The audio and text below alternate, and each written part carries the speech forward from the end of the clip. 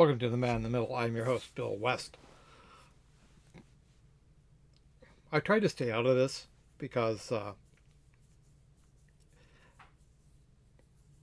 people are very passionate on both sides of the aisle, whether you like Starfleet Academy or Strange New Worlds or any of the more recent, since Discovery, let's say any of the more recent Star Treks, uh, whether it be Prodigy, Discovery, uh, Lower Decks, uh,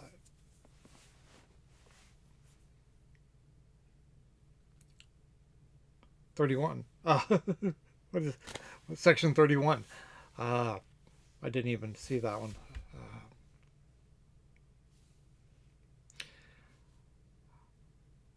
Last week before, I'm coming late into this because I really don't have a dog in this fight. Uh, but a lot of people do, and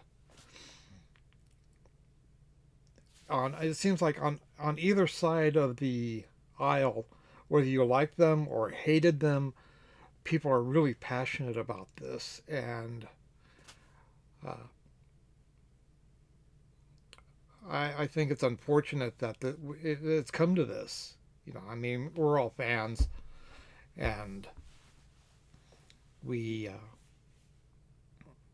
I whether you watch Star Trek, I, I, I, I hate having to say this. People who watch Star Trek to hate it shouldn't be watching it. I mean, and I think that's what happened with uh, Starfleet Academy. So many people were told, "Well, it's not for you. You shouldn't. You don't watch it. It's not for you."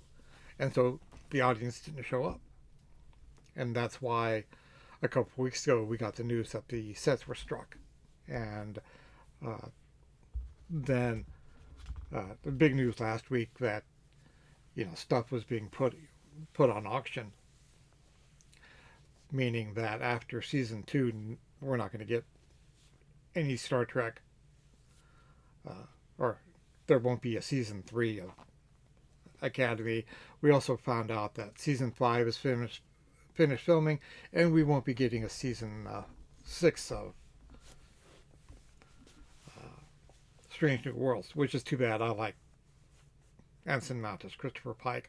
I have problems with some of the show itself, but I do like. I like the design of the Enterprise. I like Christopher Pike. I like number one. Spock is problematic to me. Scotty, I think, is a bit too young. So is Uhura, but that's I like the show. Pardon me.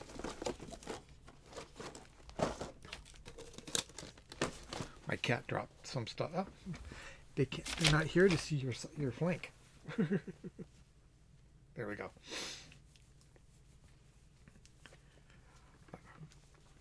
It's it it's unfortunate that, I mean, it's just like how the acolytes split the Star Wars fan base.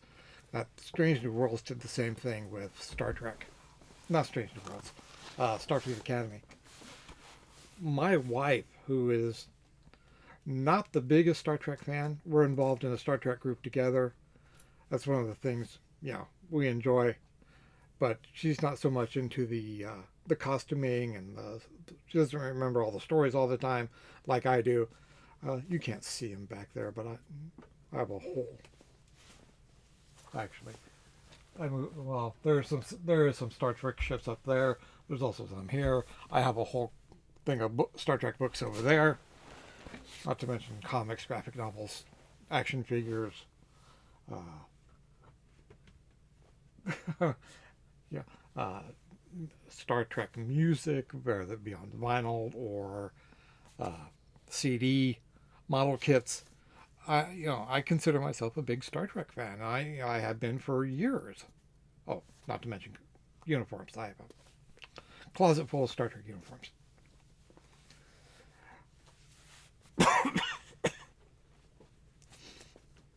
I just put that out there to let you know that, yes, I am a fan. My wife, on the other hand, she likes the show. She likes being involved with the Star Trek fan club because of what we do on a service, as a service organization. Not just, ooh, we like Star Trek, but we actually get out there and do things. Relay for Life, uh, food drives for women's shelters, food drives uh, for children at the local schools. Things like that we also do because of of our what we believe Star Trek calls of us, or being a fan of Star Trek, not Star Trek itself. She loved Academy, and it didn't matter to her that the ships were strange, that the captain was goofy by what not walking around barefoot and treating the captain's chair as a lounge. Stuff that drove me crazy. The interior of the starship itself was maddening to me. It's just too damn big inside. A lot of Kurtzman Trek has had that problem. Uh, Ever since Discovery, it's just too damn big inside. You look at the original bridge, and it's relatively small. I mean, Kurtzman's huge, especially on the Enterprise. I mean, okay, I want to make sure my cat didn't turn off. He just ran by. He hit the mouse. The things that drive me crazy is more on the technical stuff. And that's the stuff she doesn't pay attention to. She likes how it makes her feel. And she enjoys, watching the story. I enjoy watching the effects. She just wants to see the whole story play out. And there's nothing wrong with that. There's nothing wrong with I know this is going to get me in trouble. There's nothing wrong with seeing people with your identity on the screen. We keep hearing, I mean, we've heard forever, Star Trek was always progressive. Yes, it was. Ever since the inception, Star Trek was progressive. But unfortunately, it's moved past progressivism into shoving our viewpoints, taking our viewpoints and putting it in your face. And I don't think that's what Gene Roddenberry wanted. He was very subtle about his messaging. And we don't get that these days. It's right. I mean, it's here. This is what we want you to see. And if you don't believe it, then you're, ist a foe, a chud. Roddenberry was never like that. There was room for everybody in Roddenberry's wheelhouse. Whether you were, a Republican, a Democrat, a communist, his bridge, white, black, Asian, someone who wasn't even from this earth. I mean, if he could have put a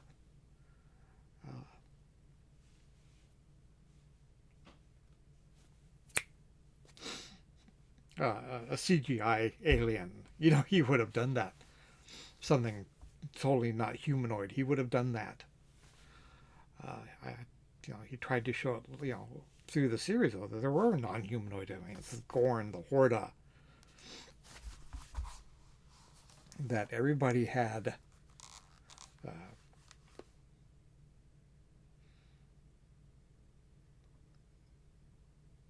I don't want to I won't say a reason, but everyone was expected to be at the table. Gay, lesbian, bisexual, transsexual. Uh, Everybody was expected to be at the table. I think Trills may have been his bi trans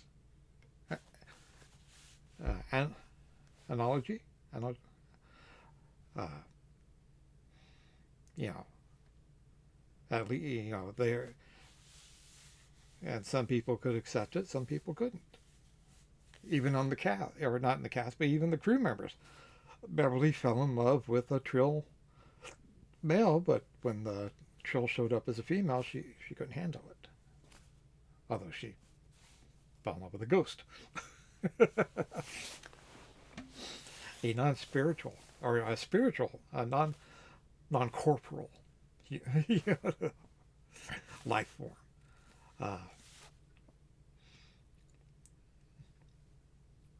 I just hate seeing the fandom being torn apart like this, and I don't think there's a reason for it. If you remember the tenets of IDIC, infinite diversity and infinite combinations. Not every series is for everybody. Uh, I loved Prodigy. I think that was the best new Trek out there. Uh, Prodigy, Strange New Worlds, Season 3 of Picard. I actually like Season 2 of Picard better than I hated Season 1 of Picard. That was like one of the worst. Uh, it got better. I like Picard as it went through. I like Season 2, Season 3. Uh, I loved Prodigy. I wish that one would have stayed.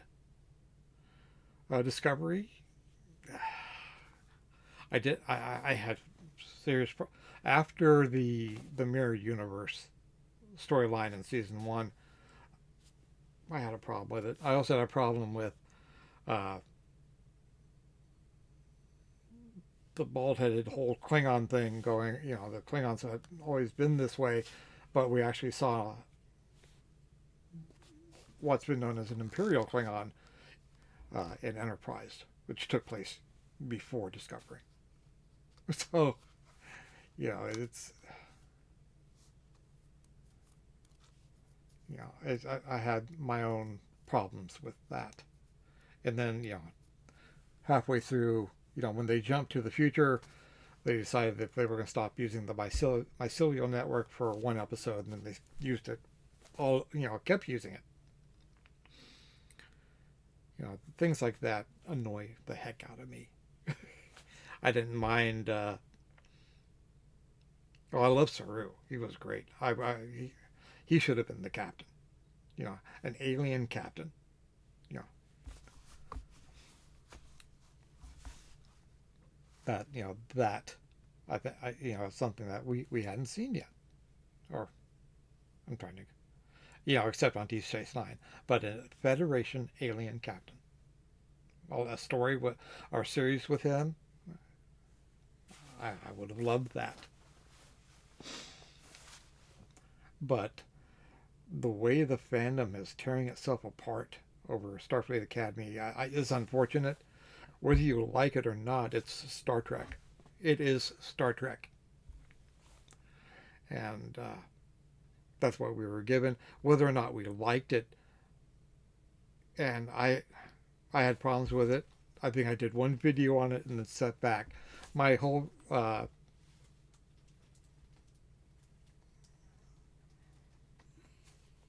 philosophy of this channel has always been uh, to put good out. I'm not going to sit there here and hammer on things that I might not like it because you might like it. Uh, that's why I don't know if I did an Acolyte video, because there were people, I mean, plenty of people jumped on that bandwagon and beat that horse to death about how they thought it was so bad, and it ruined Star Wars and blah blah blah ad infinitum ad nauseum. My thought is it wasn't for me, so I didn't watch it. I didn't watch it, so I didn't rage watch it. or hate watch it, so I would get and then make content so I could get clicks and views. I I said I think if like I think I did one or two Starfleet Academy videos, and then I stepped back because I might not like it, you might not like it, but somebody out there does, and I don't want to make them feel bad because they do. Just like Shooty got was Doctor Who or Jodie Whittaker's Doctor Who. They have their fans. I'm not a big fan. I think both of them were screwed over by their uh, writing teams. I think they had the ability to become great doctors, but they couldn't because of the scripts they were getting. Uh, Especially Shooty. I mean, he had some really powerful moments, but he didn't have enough, and that was because of the writing. He could have been a good doctor, but because of what happened with Disney, what happened with the BBC, what happened with RTD, he didn't get the chance. And it's going to be the last decade we had the possibility of having some great doctors. I think the last great doctor, uh, even though he was screwed over, was I was going to say John Corabi. He wasn't a doctor; he was lead singer.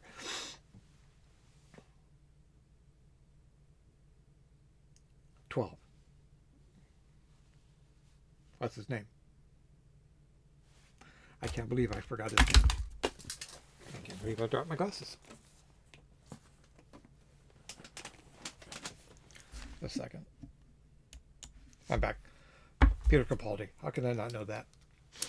Jodie Whittaker wasn't a great doctor, but it's not her fault. Shooty Gatwa was not a great doctor, and it's not his fault. Uh, Unfortunately, they were screwed over by their writing teams.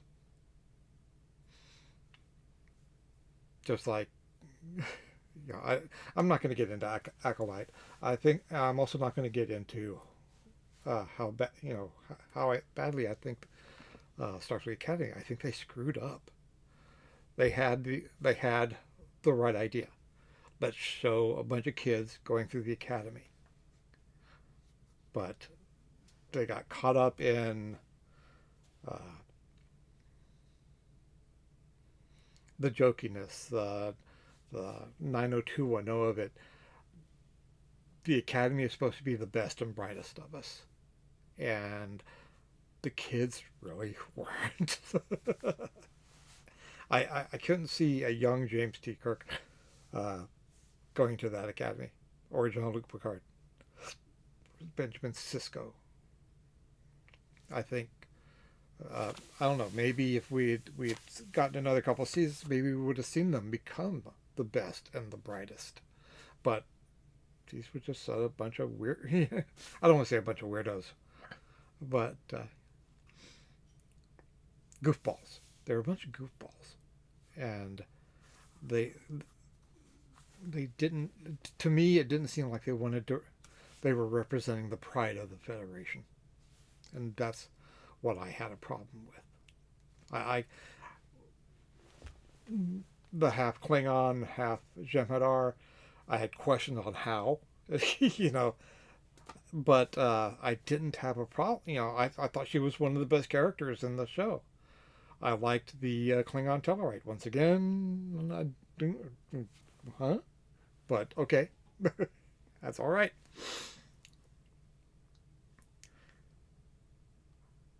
But unfortunately, we have one series left coming out in 2027 if it doesn't get Batgirled.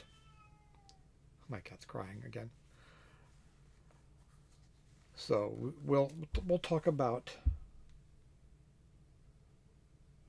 it at the end. And I've just been rambling, and I apologize. But I wanted, I've kept quiet, and I've just, you know, I'm not, I wanted to say my piece. It's out there. I'm Bill West. I'm the man in the middle. Hope you enjoyed this video. If you did, please give me a thumbs up, drop a comment down below, subscribe to the channel if you haven't already, and I'll talk to you again soon. You guys take care.